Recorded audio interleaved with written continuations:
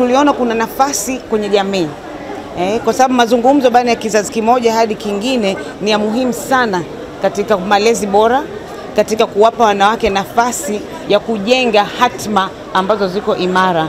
Kwa hiyo katika event hii tumeleta wakina mama wa rika mbalimbali, wakina mama ambao wako katika shughuli mbalimbali, tuna mawaziri ambao wametuongea pamoja nasi, kuna wanadiplomasia wameongea pamoja nasi, lakini pia kuna vijana ambao wameongea pamoja nasi kuhusu masuala ya uchumi, masuala ya biashara, masuala ya ufanyakazi ushirika wa umma kwa kifupi.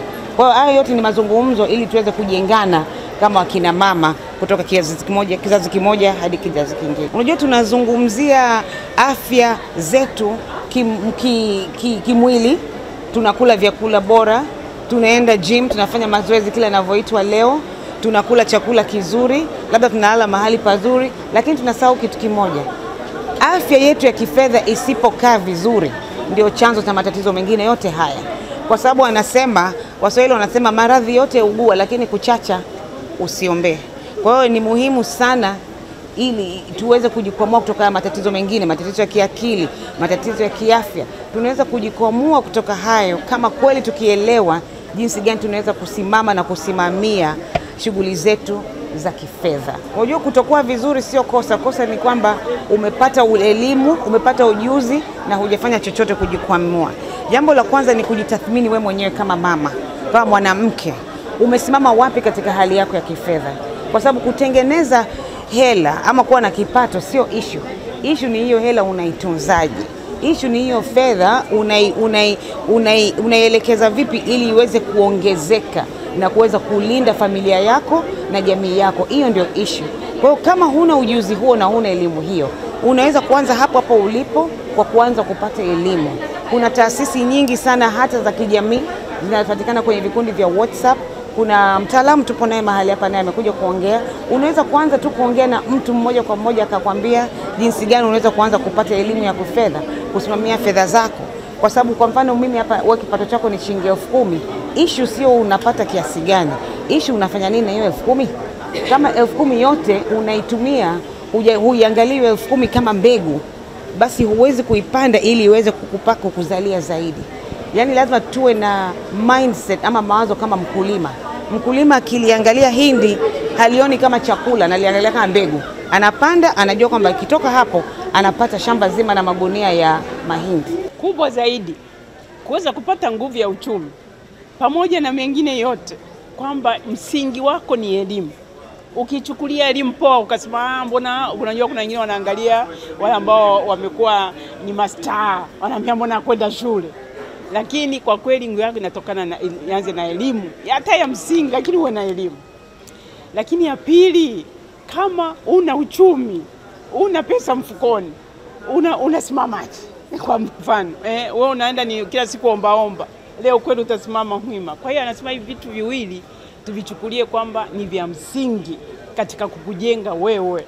Uweze ukasema kwamba mimi nitaweza, mimi sitaweza.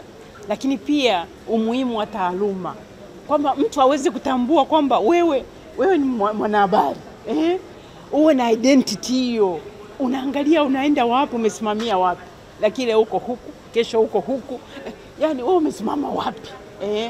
Kwa hiyo ni kwamba tuheshimu sana kujiendeleza, tuheshimu sana taaluma. Kama mimi naheshimu sana tasnia ya habari, msijione wanyonge. Maana sisi hapa tumekuwa kwenye chumba tena kinaonekana cheusi, lakini tusingesikika bila nyinyi. Kwa hiyo kila mtu ufurahie kile unachokifanya. Kama una mapenzi na unachokifanya, uweze kufanikiwa.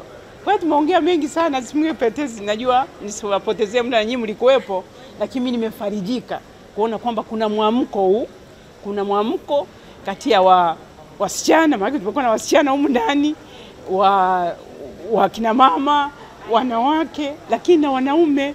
Maana mimi yote hii tulikuwa tunasema mbona tunaongea sisi wenyewe kwa wenyewe, tunahitaji tuwe na wanaume na wavulana wote tuongee. Maana mambo yenyewe ni ya jamii, ni ustawi wa jamii, ustawi wa familia, ni ustawi wako binafsi.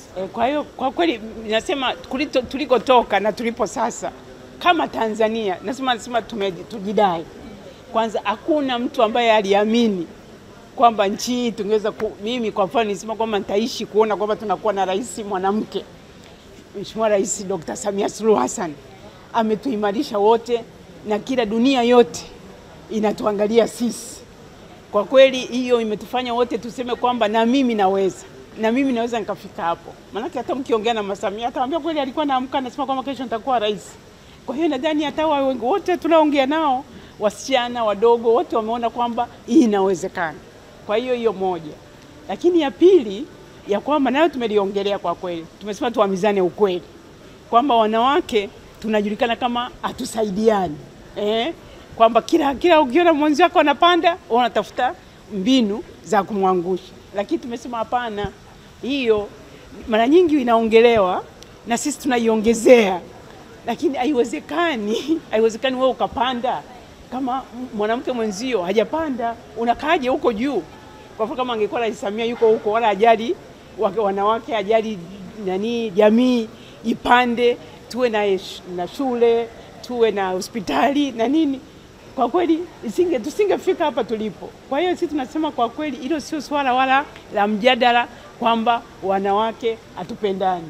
Hapana, imeonyesha kwamba wanawake hata tusema usipendane labda pengine katika hisia tu. Lakini kwa matendo bila kuinuana, haiwezekani, huwezi kupanda.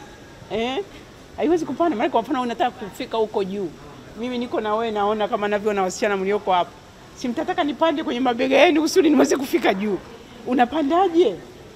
Kama kila kitu unamshusha mwenzio. Kwa hiyo kwambie tumesema tuambizane ukweli.